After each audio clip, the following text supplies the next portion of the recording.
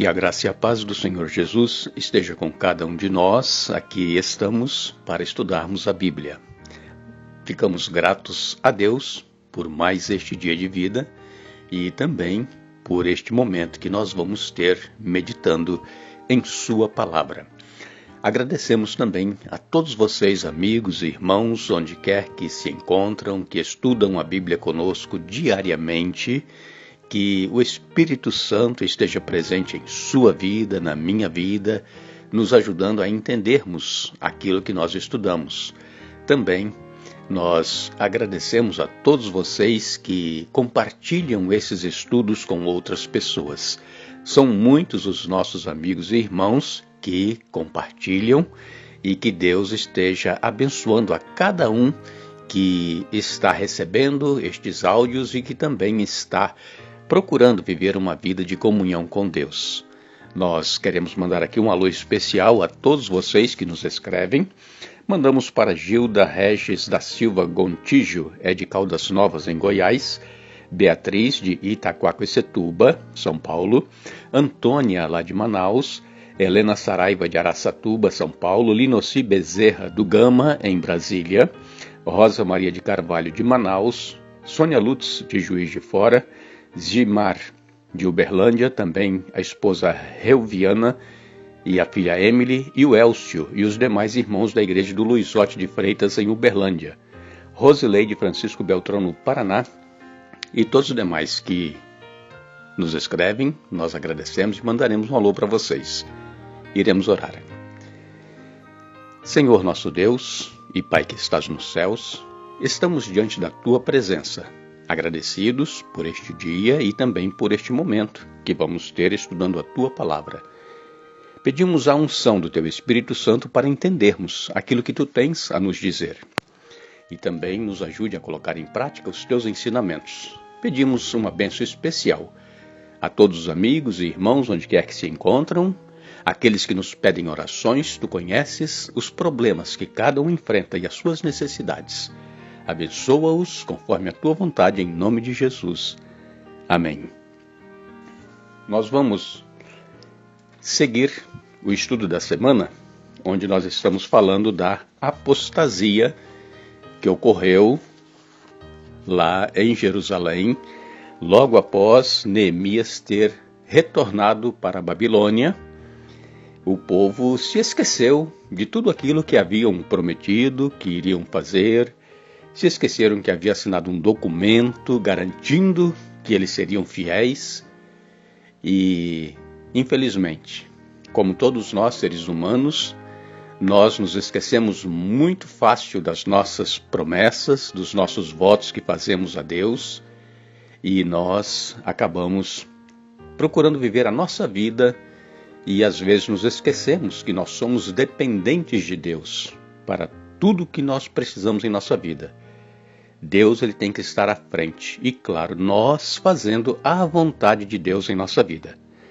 O povo de Israel, então, eles estavam profanando aqueles compromissos que eles haviam assumido e eles deixaram de se manter fiéis a Deus, corrompendo desde o sacerdote Eliacibe até o mais humilde da tribo de Judá.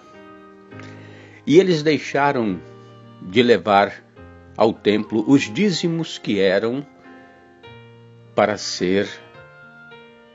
a tribo de Levi, porque eles não tinham recebido terras por herança. E eles se mantinham dos dízimos que eles recebiam. E os dízimos naquela época eram cereais, era azeite, enfim, não era basicamente dinheiro, mas sim os cereais, era para eles se alimentarem.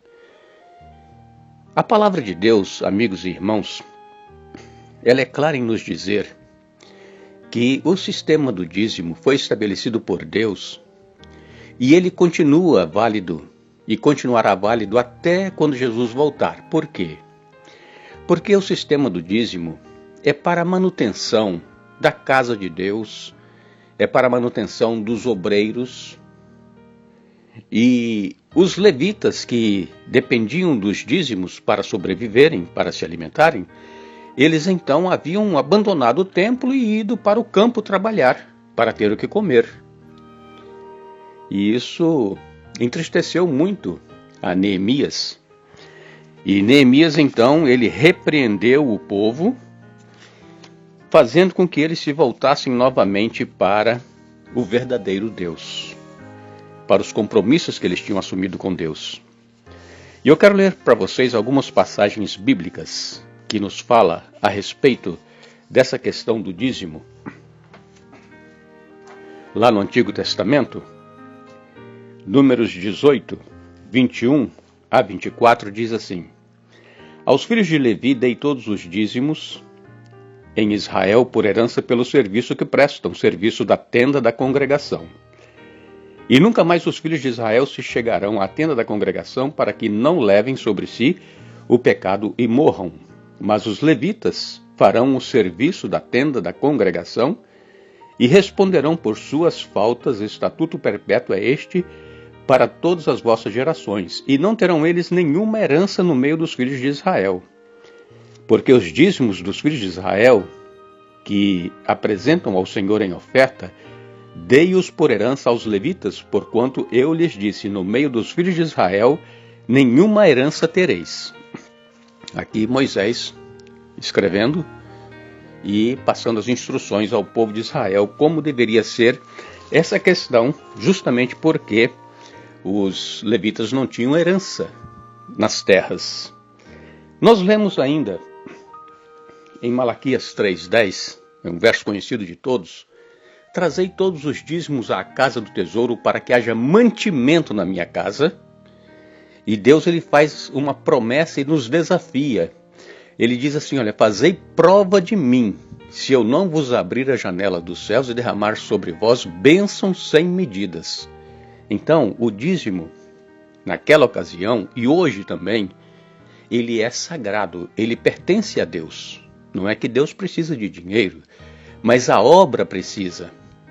E o dízimo, quando é levado para a casa do tesouro, quando é levado para a igreja, para o templo, ele é administrado para várias necessidades da igreja, não só para o pagamento do obreiro, daquele que está trabalhando, liderando a igreja, o pastor, mas tem outras necessidades a igreja. Então, o sistema do dízimo, ele é dividido para atender várias atividades. E se não fosse a contribuição dos irmãos em serem fiéis e devolverem os dízimos, como que a igreja iria cumprir o seu papel de levar o evangelho a todo mundo?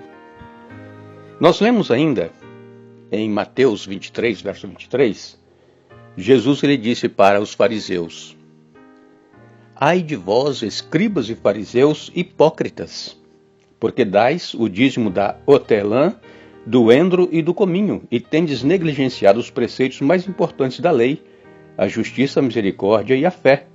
Devias, porém, fazer estas coisas sem omitir aquelas. Jesus chamando os líderes judaicos de hipócritas. Eles estavam sendo falsos naquilo que eles faziam, porque eles eram meticulosos em devolver dízimo das mínimas coisas, mas esqueciam do amor ao próximo, da misericórdia, da justiça. Então nós temos que fazer estas coisas, que é devolver o dízimo, mas não esquecer aquelas que são a misericórdia, o amor, a justiça. Ainda nós lemos o que o apóstolo Paulo escreveu em 1 Coríntios 9, de 7 a 14. O apóstolo Paulo escreveu: Quem jamais vai à guerra à sua própria custa? Quem planta a vinha e não come do seu fruto? Ou quem apacenta um rebanho e não se alimenta do leite do rebanho? Porventura, falo isto como homem?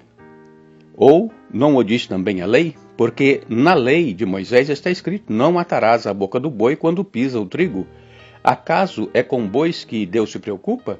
Ou é seguramente por nós que ele o diz? Certo que é por nós que está escrito, pois o que lavra, cumpre fazê-lo com esperança, e o que pisa o trigo, faça-o na esperança de receber a parte que lhe é devida. Se nós vos semeamos as coisas espirituais, será muito recolhermos de vós bens materiais? Se outros participam desse direito sobre vós, não o temos nós em maior medida?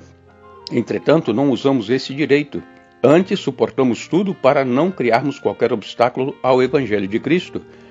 Não sabeis vós que os que prestam serviços sagrados do próprio templo se alimentam? E quem serve ao altar do altar tira o seu sustento?